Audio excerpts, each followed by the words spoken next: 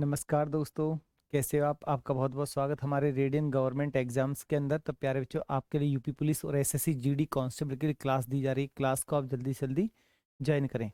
बहुत बेहतरीन क्लास आपको मिलेगी। आज की क्लास का पहला क्वेश्चन, निम्नलिखित में से किसे पूर्व का मैनचेस्टर कहा जाता है? निम्न में से किसको पूर्व का मैनचेस्टर कहा जाता है? तो प्यारे बच्चों, आपका आंसर क्या आएगा? टोक्यो,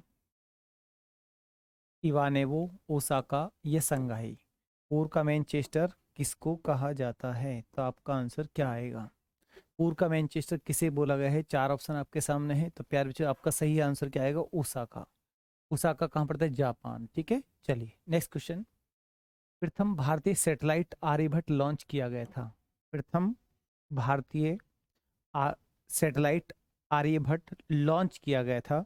आपको बताना है प्यारे बच्चों, कौन सी सन में लॉन्च किया गया? 1974, 1974, 1975, 1976 या 1977? बताइए। प्रथम भारतीय सैटेलाइट आर्यभट्ट कौन सी सन में लॉन्च हुआ? लगा दीजिए आंसर। चलिए, बहुत बढ़िया। 1975 बिल्कुल राइट। भारत में सैटेलाइट कहाँ से छोड़े जाते हैं? क्वेश्चन आया कि भारत में भी सैटेलाइट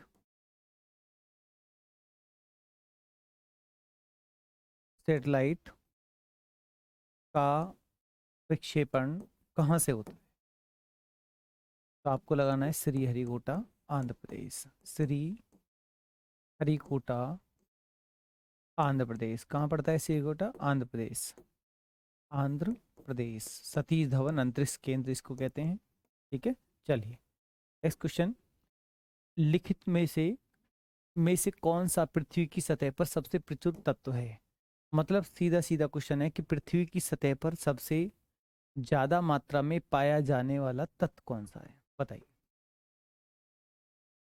आंसर चार है आपके लिए, ऑक्सीजन, सिलिका, आयरन या एल्युमिनियम। बताइए, पृथ्वी की सतह पर सबसे ज्यादा मात्रा में पाया जाने वाला तत्व कौन सा है?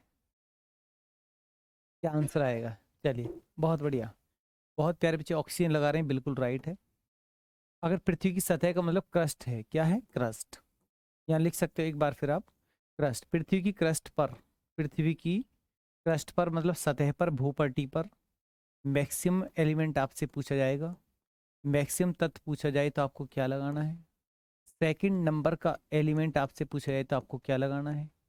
फर्स्ट नंबर की मेटल आप उपधातु आपसे पूछी जाए तो आपका आंसर क्या आएगा? पृथ्वी की क्रस्ट पर फर्स्ट नंबर की धातु कौन सी पाई जाती है? तो आपका आंसर क्या आएगा? फर्स्ट नंबर की मेटल कौन सी है? सेकंड नंबर की मेटल कह के क्वेश्चन आया तो आपका आंसर क्या आएगा? ठीक है, चलिए लगा दीजिए आप। मैक्सिमम एलिमेंट पूछेगा तो आपको ऑक्सीजन लगाना है। सेकंड आपसे पूछा तो सिलिकॉन आपको लगाना है, सिलिकॉन। और फर्स्ट नंबर की उप मेटल तो क्या है? सिलिकॉन अपना में क्या है? उप मेटल है, सब मेटल। सिलिकॉन ही आपको लगा देना है। सेकंड फर्स्ट नंबर की धातु आपसे पूछी जाएगी तो आपका आंसर क्या आएगा? एल्युमिनियम आएगा। सेकंड नंबर की धातु पूछे तो आपको लोहा आपका आंसर आएगा। तो प्यारे बच्चों, आप इसको नोट कर लें या इसका स्क्रीनशॉट कर लें। ठीक है, नोट करें। पृथ्वी की जो क्रस्ट है, ये पृथ्वी का ऊपरी भाग है, जैसे आप यहाँ देख सकते हो। जैसे प्यारे बच्चों, जैसे हमने यहाँ पर ये ऊपरी भाग, पृथ्वी की आंतरिक संरचना को तीन भागों में डिवाइड किया गया है। ऊपर की क्रस्ट होती है, इसी क्रस्ट के अंदर किसकी मात्रा? सिलिकॉन प्लस एल्युमिनियम की मात्रा ज़्यादा होती है, इसे सियोल भी कहते हैं। ठीक है, ये मेंटल होती है, मेंटल। ये आपका क्रस्ट क्रोड हो गया, और ये आपका क्या हो गया? ये आपका क्रोड हो गया, क्रोड हो गया। ठीक है, नोट कर लें आप इसको।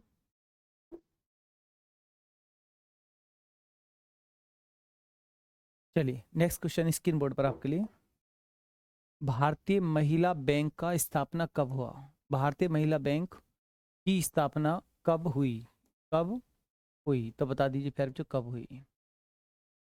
19 नवंबर 2013, 15 अगस्त 2014, 26 जनवरी 2013 या अन्य? बहुत बेहतरीन क्वेश्चन है, आंसर लगा दीजिए आप। भारतीय महिला बैंक की स्थापना कौन सी सन में है? तो कमेंट बॉक्स में टाइपिंग करें स्पीड के साथ। चलिए, बहुत बढ़िया, 19 नवंबर 2013। 13। नेक्स्ट, लोकसभा का उम्मीदवार होने के लिए अल्पमत उम्र क्या है? अल्पमत उम्र का मतलब कम से कम, न्यूनतम उम्र। अगर आपको लोकसभा का चुनाव लड़ना है तो आपकी उम्र कम से कम कितनी होनी चाहिए? क्वेश्चन आपसे ये पूछ रहा है, तो आंसर क्या आएगा? लोकसभा का उम्मीदवार होने के लिए कम से कम उम्र कितनी होनी चाहिए? तो यहाँ पे आप जो ए ऑप्शन बिल्कुल राइट, 25। अगर आपसे वो राज्यसभा का पूछता, राज्यसभा सदस्य उम्र, तो आपको कितना लगाना? 30 लगाना था। कितना? 30 आपको लगाना था। अगर राष्ट्रपति की उम्र कम से कम, राष्ट्रपति राज्यपाल, राष्ट्रपति राज्यपाल उपराज्यपाल उपराष्ट्रपति उपराष्ट्रपति, अगर ये आपसे पूछता तो कम से कम उम्र कितनी होनी चाहिए? इनमें आपको 35 लगाना है। क्या? 35। ठीक है, चलिए। अगर आपको विधान परिषद का चुनाव लड़ना है, विधान परिषद एमएलसी राज्य के अंदर जो होता है, विधान परिषद सदस्य उम्र कितनी होनी चाहिए? कमेंट बॉक्स में एक बार टाइपिंग कर दें। विधान परिषद सदस्य उम्र और विधानसभा सदस्य उम्र कितनी होनी चाहिए? विधान सभा सदस्य उम्र, सदस्य उम्र कितनी होनी चाहिए? दोनों डिक्टो पॉइंट है, आप लगाइए आंसर, लगा दीजिए।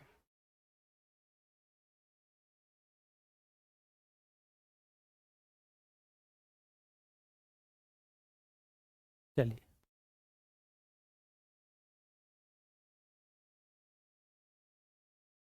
चलिए, बहुत बढ़िया। विधान परिषद उम्र की बात है तो 30 वर्ष, और इसमें आपका 25 वर्ष। ठीक है, और एक पॉइंट और आपके लिए, प्रधानमंत्री पीएम बनने के लिए उम्र कितनी होनी चाहिए? 25 वर्ष। सीएम बनने के लिए भी कितनी? 25। ये भी आप लिख, ठीक है, पीएम और सीएम के लिए भी 25 25। तो प्यारे बच्चों, आप इसको नोट करें या इसका स्क्रीनशॉट करें और नेक्स्ट क्वेश्चन की तरफ आगे बढ़ें। चलिए, डेविस कप का संबंध किस खेल से है? वॉलीबॉल, बैडमिंटन, टेनिस या हैंडबॉल? बताइए। डेविस कप का संबंध किससे है? डेविस कप का संबंध कौन से खेल से है? वॉलीबॉल, बैडमिंटन, टेनिस या हैंडबॉल?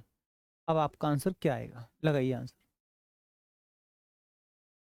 डेविस कप का संबंध कौन से खेल से है? तो प्यारे बच्चे आपको लगाना है सी ऑप्शन, बिल्कुल राइट।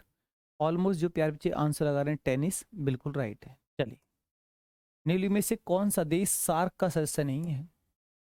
इन चार में से कौन सा देश सार्क का मेंबर नहीं है?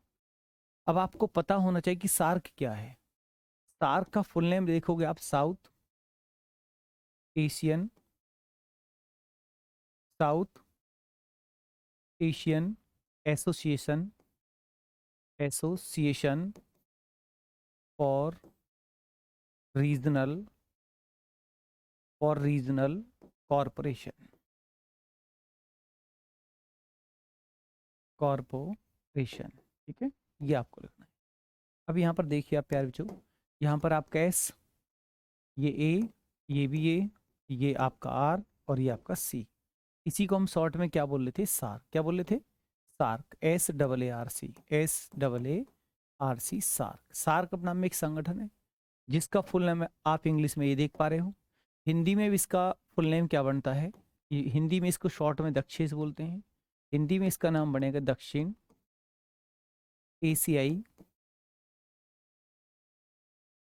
क्षेत्रीय सहयोग संगठन, ये संघ भी कह देते हैं इसके लिए। तो यहाँ पर दे और छः ए और दो से आ रही है ए से। ठीक है, ये हो गया आपका दक्षेश। हिंदी में बोलते हैं दक्षेश और इंग्लिश में बोलते हैं सार्क। ठीक है, अभी सार्क का जो गठन हुआ, सार्क के गठन की बात करें तो इसका गठन 1985 में है, 1985। काठमांडू में इसका हेडक्वार्टर है। मुख्यालय की बात करें तो इसका जो मुख्यालय है वो काठमांडू में है, नेपाल की राजधानी। इसमें कुल देशों की बात करें तो 8 देश, कुल सदस्य देश इसके कितने हैं? 8। 8 देश इसके मेंबर हैं। अब 8 देश कौन कौन से हैं ये देखोगे आप। नेपाल है, मालदीव है, अफगानिस्तान है, चाइना इसका मेंबर नहीं है। चाइना इसका मेंबर नहीं है।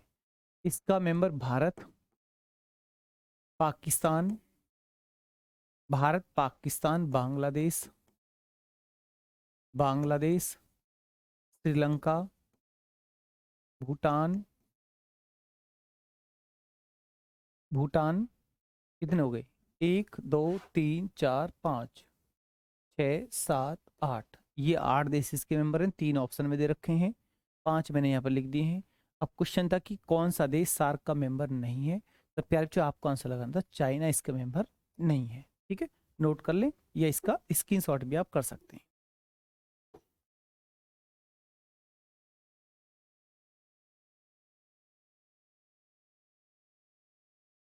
चलिए इसके बाद नेक्स्ट, सबसे चमकीला ग्रह कौन सा है? सबसे चमकीला ग्रह कौन सा है? ग्रह को हम इंग्लिश में बोलते हैं प्लेनेट। ठीक है, सबसे चमकीला ग्रह पूछेगा तो आपको क्या लगाना है? शुक्र लगाना है। शुक्र, इसे पृथ्वी की बहन भी कहते हैं, पृथ्वी की बहन भी से बोला गया है। इसी को शाम का तारा और शाम का तारा और भोर का तारा, इवनिंग स्टार और मॉर्निंग स्टार की संज्ञा भी इसी को, भोर का तारा।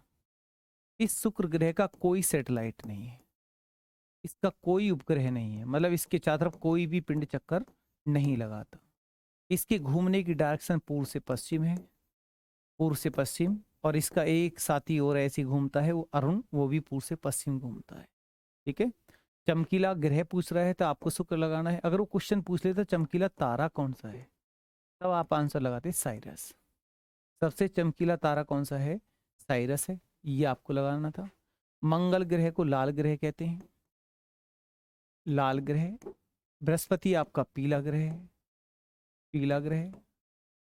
ठीक है, बुध सबसे छोटा है, बुध सबसे छोटा है, सूर्य के निकटतम है, सूर्य के निकटतम है। टोटल ग्रह कितने? 8 हैं, निकटतम है, सूर्य के निकटतम, सबसे छोटा। और 88 दिन में सूर्य का एक चक्कर लगा देता है, मतलब सूर्य 88 दिन में इसकी ये परिक्रमा करता है, सूर्य का एक चक्कर पूरा करता है, ये भी आप लिख सकते हैं। तो प्यारे बच्चों आप इसको नोट कर लें या इसका स्क्रीनशॉट कर लें। चलिए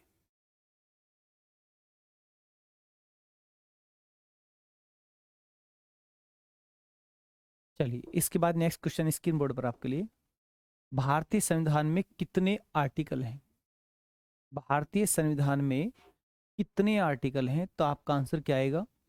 4 ऑप्शन है, 395, 396, 398 या 399।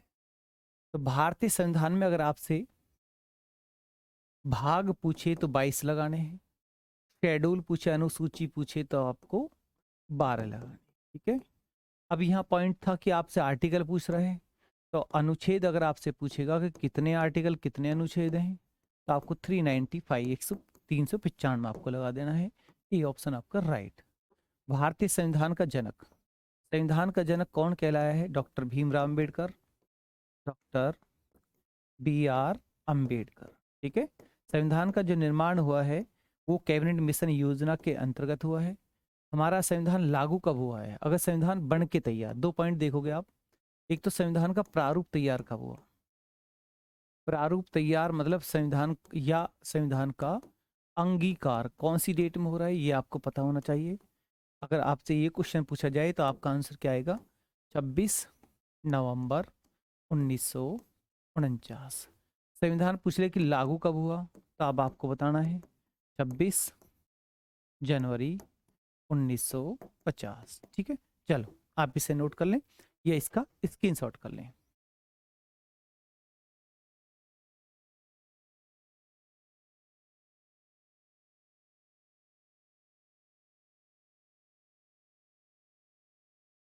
चलिए इसके बाद नेक्स्ट क्वेश्चन आपके लिए।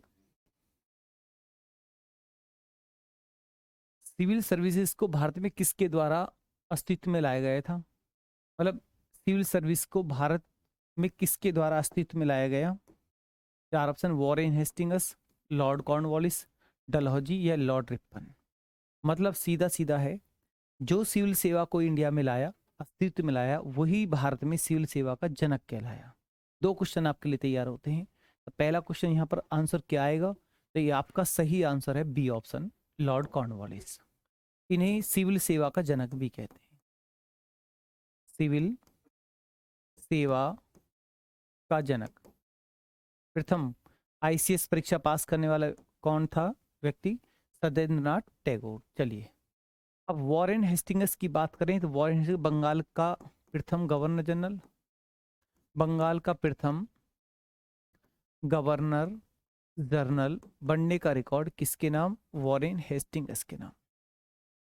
द्वैध शासन भी बंगाल से किसने समाप्त किया है? Warren Hastings. द्वैध शासन समाप्त वॉरेन हेस्टिंग्स के द्वारा 1772 में। ठीक है। और डलहौजी की कौन सी नीति रही है? राज्य अपहरण नीति। राज्य अपहरण नीति। अपहरण नीति किसकी रही है? लॉर्ड डलहौजी की। इस अपहरण नीति के अंतर्गत के अंतर्गत के अंतर्गत कौन सा राज्य सबसे पहले हड़पा? सतारा। सतारा को सबसे पहले हड़पा था लॉर्ड डलहौजी ने। सबसे पहले हड़पा आप लिख सकते हैं। ठीक है। अब लॉर्ड रिपन की डी ऑप्शन की बात करते हैं तो लॉर्ड रिपन इसके समय, हालांकि स्थानीय स्वय शासन, एक क्वेश्चन रोज जोड़ोगे आप, स्थानीय स्वय शासन का जनक। स्थानीय स्वय शासन का जनक इसे माना गया है? लॉर्ड रिपन को माना गया है। एक क्वेश्चन तो आपके लिए तैयार हुआ। और पहली बार सर्वप्रथम 10 की जनगणना, सर्वप्रथम 10 की जनगणना इनके समय स्टार्ट हुई है। 10 की जनगणना 1881 में इनके समय स्टार्ट हुआ, 1881 में। ये पॉइंट आप नोट कर सकते हैं। तो प्यारे बच्चों, आप इसको नोट करें या इसका स्क्रीनशॉट भी आप कर सकते हैं।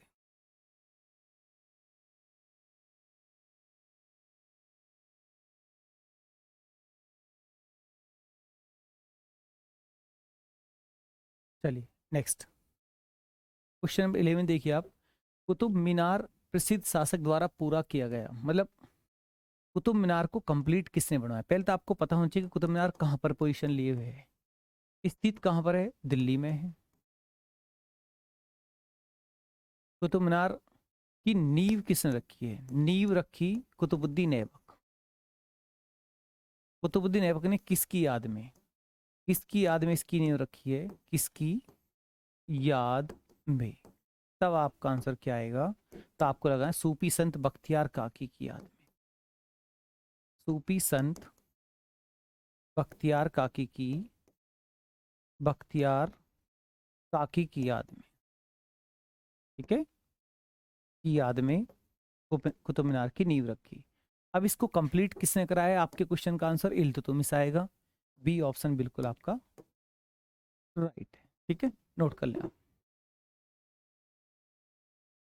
चलिए, इसके बाद नेक्स्ट क्वेश्चन स्क्रीन बोर्ड पर। चरक प्रसिद्ध दरबारी चिकित्सक थे, मतलब चरक किसके दरबार में थे? क्वेश्चन ये है। राजा हर्षवर्धन, चंद्रगुप्त मौर्य, अशोक या राजा कनिष्क? बता दीजिए आप। ये तो आपको पता है कि हर्षवर्धन के दरबार में, हर्षवर्धन का जो दरबारी कवि है वो कौन है? दरबारी कवि कौन है? बाणभट्ट। ठीक है, एक बहुत मोटा क्वेश्चन मैंने आपको दिया है। चंद्रगुप्त मौर्य का जो प्रधानमंत्री थे वो कौन थे? चाणक्य। ठीक है, ऐसे ही मैंने आपको क्वेश्चन दे दिया है। मौर्य वंश के फाउंडर भी हैं। जैन धर्म, इन्होंने जैन धर्म अपनाया था। चंद्रगुप्त मौर्य ने जैन धर्म अपनाया, ये भी आप लिख सकते हैं। ठीक है, और अशोक की बात करें तो अशोक ने बौद्ध धर्म अपनाया था। अशोक ने कौन सा धर्म अपनाया? बौद्ध धर्म अपनाया। ठीक है, अब क्वेश्चन था चरक किसके दरबार में थे? राजा कनिष्क। डी ऑप्शन बिल्कुल राइट। राजा कनिष्क कुषाण वंश के राजा हैं, कुषाण वंश के राजा। अब यहाँ क्वेश्चन मैं आपको दूंगा, एक बहुत बेहतरीन क्वेश्चन होगा। जैसे राजा, आपने चरक को बता दिया किसके दरबार में, राजवैद जीवक किसके दरबार में थे? राजवैद जीवक दरबार। आंसर क्या आएगा? पहला क्वेश्चन। सेकंड क्वेश्चन, धनवंतरी चिकित्सक किसके दरबार में थे? धनवंतरी चिकित्सक डॉक्टर वैद, ये किसके दरबार में थे? 2 क्वेश्चन दिए मैंने आपको और 1 क्वेश्चन आपके एग्जाम में ये क्वेश्चन में है, ये रहा इसका आंसर। राजवैद जीवक पूछा जाए तो बिंदुसार आपको लगाना है, बिंदुसार सॉरी बिंबिसार, इसके दरबार में, बिंबिसार के दरबार में है, बिंबिसार हर्यक वंश के फाउंडर हैं बिंबिसार। धनवंतरी पूछा जाए तो चंद्रगुप्त सेकंड लगाना है, चंद्रगुप्त सेकंड मतलब विक्रमादित्य के दरबार में। तो प्यारे बच्चों आप इसको नोट कर लें या इसका स्क्रीनशॉट कर लें।